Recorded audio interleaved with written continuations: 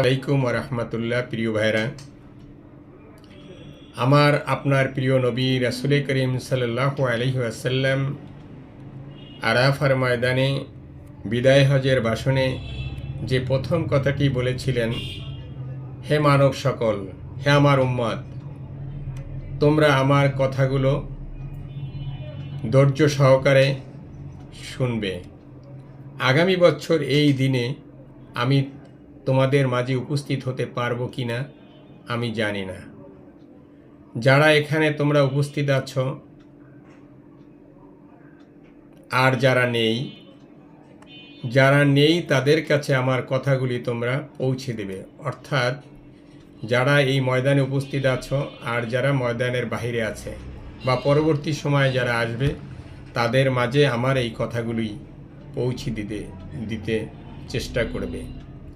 আসলে কি আমরা পেরেছি রাসূল করিম সাল্লাল্লাহু আলাইহি ওয়াসাল্লামের বিদায় হজের ভাষণগুলি